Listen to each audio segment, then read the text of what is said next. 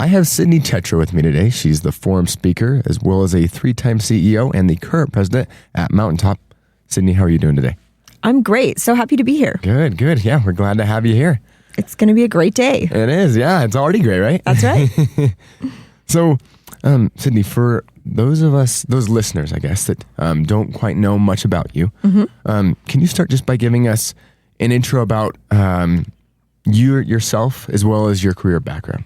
Yeah, absolutely. Maybe I'll go career and give you context of a little bit of my family. So I've really spent my career in innovation and technology at that intersection of how do you create really important and critical customer experiences and do that at the intersection of innovation. So I did my undergrad in computer science and then my MBA, and I've had this really unique opportunity to think about how do you use those two things to create transformative experiences. I spent some time at Disney and Imagineering. I ran innovation and technology for one of the large Coca-Cola bottlers. And then I've also had an opportunity to start and run and scale a number of my own startups, from raising capital all of the way to selling those. So I just have this really interesting opportunity to work in a lot of industries, but I find myself always anchored on how do you acquire customers? How do you create great experiences for them? And I love new challenges. I really love taking on new things that I've never done before and figuring out how to grow and scale and build those and do that over time. And I've done that. I built my entire career also while having a family. And family and faith have kind of anchored all of the decisions that I've made across the course of my career. So I have 3 kids, a couple in college and high school, and it's just been a really great opportunity and blessing to be able to do both of those, build a family and build a career at the same time. Yeah, that's incredible. Thanks for sharing that. And that leads into something else I wanted to ask you too, because obviously you've been in a lot of big leadership positions. You mentioned starting your own company, that kind of thing, being in these leadership roles, and at the same time being able to manage a family, being married with multiple children. So how has it been how have you been able to balance such a career with family life and faith? I think balance is a little bit of a misnomer. You don't really find balance. What you figure out are your priorities. And then you make trade-offs based on those priorities in order to accomplish the things that you want. And I do think you have to get really diligent about it because life's busy and it's fast and it's easy to do the things that are easiest. For me, it's been in these subtle nuances of what's most important. So I decided early on when my kids were young that it was going to be really important for me to be super involved and available and at the things they were doing, whether it was a dance competition or a soccer tournament or a golf tournament. And so what I found is for my career, that meant that as I've traveled over 1.5 million miles on airplanes over the course of my career. And that's a lot of travel. But I also figured out how to do that travel. I've taken thousands of red eyes to the East Coast to do meetings that day and be back.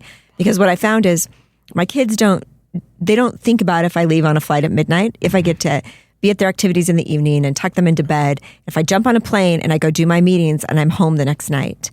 And so I started making really small decisions about what that means. It also means that I decided to take career opportunities that I felt worked for that stage of my family.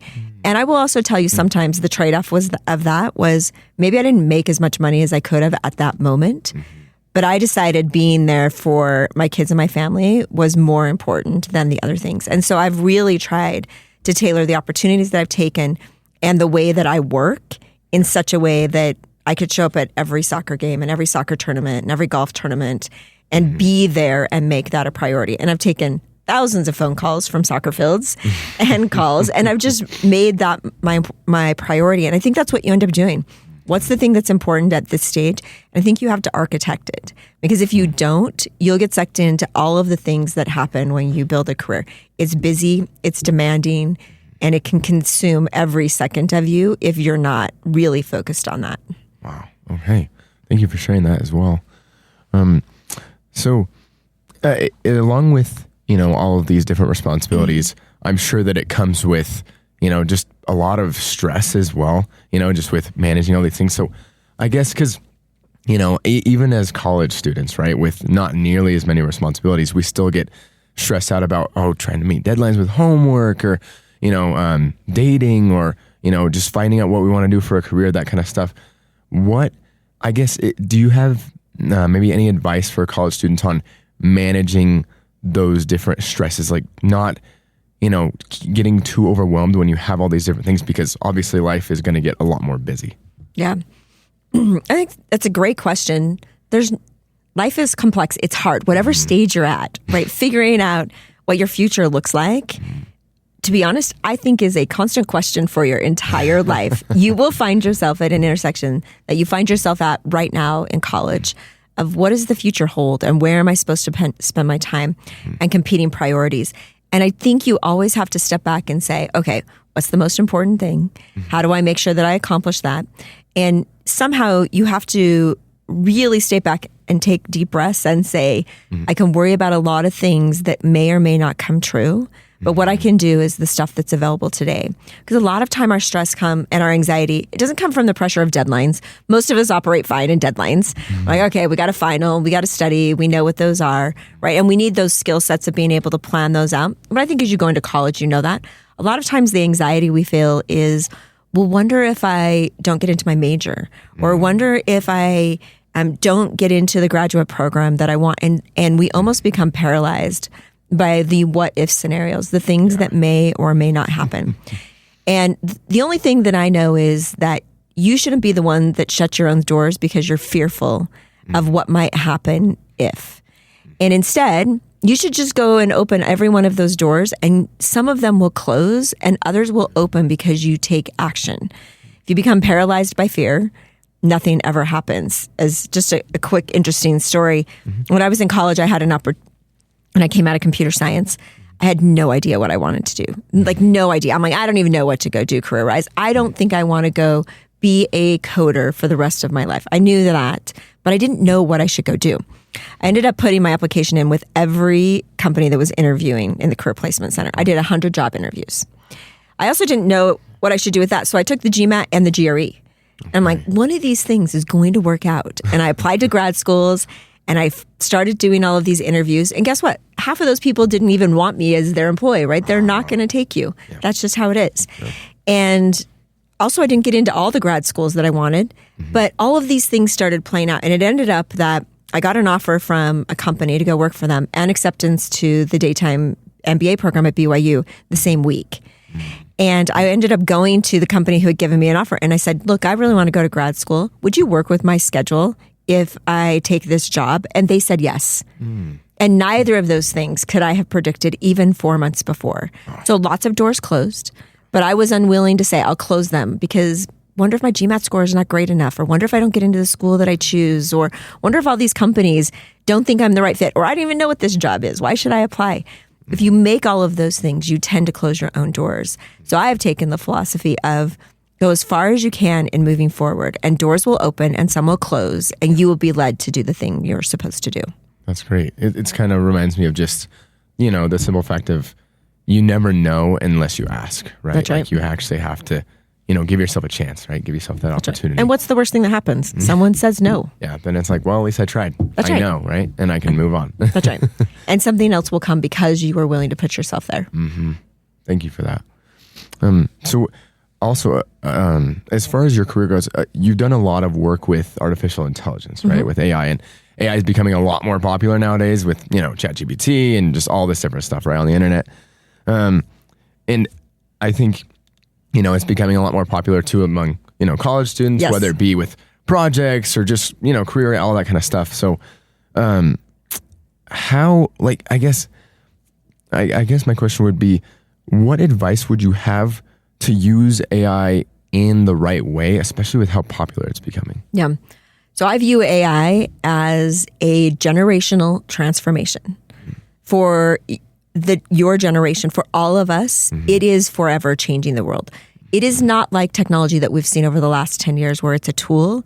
It is a fundamental foundation shift for all of the ways that the world will work, one of which you have never seen in your lifetime.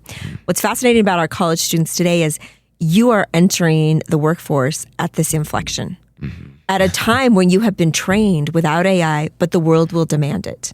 And it is changing every interaction, every industry, and every possible innovation we can think of for the future, which is awesome. And it also means we have to think about how we are both prepared to take that on, how well we understand it, and then also how we become advocates for using it ethically and in really fantastic ways. Because AI will take the things that we might have had to do manually and repetitive, but it'll also just lead to so many powerful things that we really can't imagine. I will predict that in 10 years, the majority of people have a robot in their home doing something more than just vacuuming our floors. Right? That it is part of an everyday and an interactive life. When I was at Disney, we worked on some innovation in the robotics field, quite a bit of it. And we were at the early stages of robots, making them walk and act and look like humans, which is really hard from the mechanics. We had worked on some of the very first robots that were catching a ball and throwing it.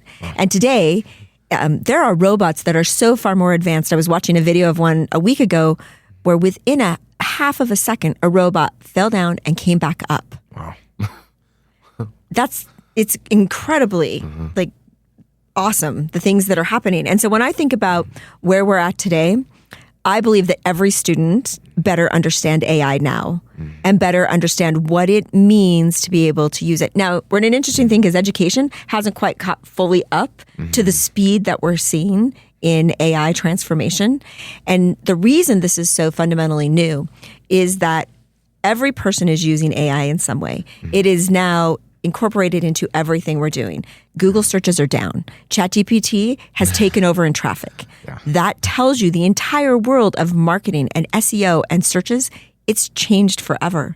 And the way that we're consuming information. So as you go into the workforce and as businesses, it's already now in the DNA. Now everything will be using it. So your ability to understand it and then use it for innovation, we'll see the first companies that are billion-dollar companies with 10 employees. We're already seeing the first $1 trillion valuations. That has never existed before. And what we're at and your ability to be a part of it, it's really awesome. It can also be sometimes scary, and it is the future. So everyone has to jump in and embrace this. And students today should do everything they possibly can to understand it, to start using it, and to see how it will change their pathways forward. Okay.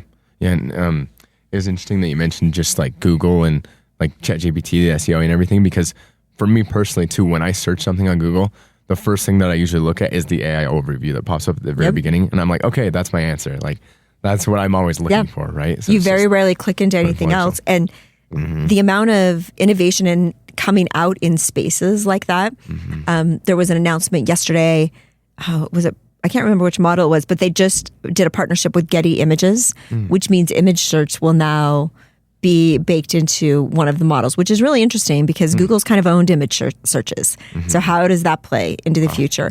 Or Adobe, just if you watched a video from their Adobe Max conference this week, just how graphics are changing. They had a pumpkin, Halloween pumpkin that was carved out, and they were showing how they're now using AI just to change the light immediately. Like you just move it around and the light effect changes on an object. And they showed how they took that same light and moved it into the pumpkin to create the lighting effect. That used to take hours of animators' work, and it was done in seconds. Wow. So just think about what that means from our time, from our innovation, our creative ability. It's changing, and it means our durable skills are going to be much more important, our ability to problem solve and be creative. Thank you for sharing that. So just to end, I just wanted to ask you too, because obviously with your speech in the forum today and just with your message and talking about your career and all these things, what is the main takeaway that you would have students especially, but just, the audience in general, but what's the main message that you would have them take away from your forum speech today? I hope they take away this idea that you should be courageous enough to do the things that you're scared to do and have the ability to not just imagine what could be possible, but to make it a reality. Like, how do you not only put yourself out there, but take the initiative to say, I can not just come up with something, I can actually make it happen. Because I believe that if you can execute on your vision, you will learn far more than you can ever believe. And sometimes we just think of great ideas, but we never have the courage to make them happen. And we should have the courage to make them happen. Awesome. Well, anything else, Cydni, that you would add? Yeah, I mean, the only other thing that I've been thinking a lot about is I spent a bunch of time in education because I happen to also be on the board of higher education in the state of Utah, is that you are all at such a unique moment in time where you can do anything that you believe and want to spend your time making happen. So don't be fearful of all the things that are happening and all the change in the world or all the decisions you don't know if you will make. The only thing we can promise is that you have a lifetime to figure things out. So do great things, do good things, and have the courage to just jump in and make things happen. And because you do that, opportunities will come to you and doors will open and you will find your path. That's awesome. Well, thank you so much for being here with us and for sharing your message with us, Cydni. Thanks for having me. Of course.